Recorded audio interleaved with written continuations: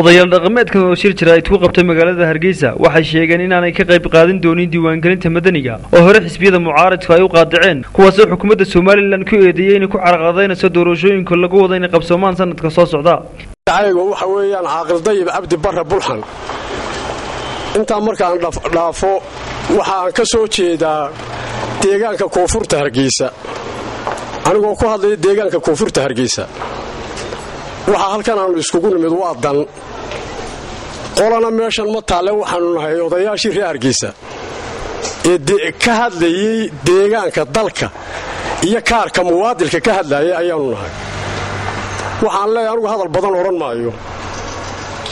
waxaanu anagu waafaqsanahay oo aanu taageeri doonaa saddexda xusbi qaran iyo kumishinkooda oo wada socda wixii ay isku raacaan baanu taageeri doonaa wixii lagu kala jabsan yahay anagu ma taageeri doono deegaamada iyadana wax lagu kala jaban yahay la keeni maayo oo ka dhici maayo oo laga hadli maayo ciidan gaara leh la iman mayso waxaanu saraaci doonaa waxa saddexda xusbi qaran iyo kumishinkooda ilaa xukuumadooda ay isku raacaan baanu taageeri doonaa oday dhaqameed ka soo jeeda bariga Hargeysa ayaan ahay waxaanu ka hadlaynaa komishinkii doorashada u diyaargaroobay diiwaangelinta mushkiladaha la soo geliyay saamaha la daba jiiday waanu diidanay saamahaas oo ah waxa dusha laga saarayo ee lagu habsaaminayo doorashada iyo diiwaangelinta waanu ka soo horjeednaa waxa kale oo ka soo horjeednaa xukuumaddu dadkii jahwareer bay gelisay waxaanu ka codsanaynaa inaanay jahwareer gelin ummadda xukuumaddu inay hadii beeninkeeda inay ka tanaasisho waxyaabaha ay ku dhaqaaqayso waxaan ka soo jeedaa waqooyiga gobolka Maroodijeex Soomaalidu waxay ku mahmahdaa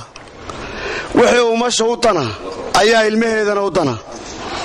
diiwaangelinta waxaan leeyahay waxa saddexda xusbi qaran iyo commissionku ay isla ogol yihiin ay isla waafaqsan yihiin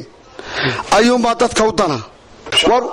war shucaacan waxay radioactive-kani waxaan leenahay laga daayo wixii la isku ogolaa lagu heshiiyey go'aanka lagu gaaray waxaasi una shaqeeyaan anigu waxaan ka soo jeedaa Boqor Axmed Iimaan Warsame ayaa leeyahay waxaan ka soo jeedaa degmada Daami annaka diiwaangelintani 2 jeer baanu galnay golo deegaan ma lihin oo golo baarlamaanku kuma jirno waxaanan ku jirin 2 sanduuq oo qudaan maalin walba naloo qoodeeya iyada oo cusriyad lagu hayo deegaanka ayaga ama beeshaanu ka soo jeedno sababtoo ah deegaan walba waxa la dhigaa intaasoo 100 oo waxa la dhigaa kursi marka waxa weeyaan annaku diiwaangelintan diyaar uma nihin diiwaangelintan madaniga ee odayaal dhaqameedkan ay qaadaceen ayaa xukuumaddu ay sheegtay inay dhawaan qabsoomayso Khalid Xabsi Kalsan TV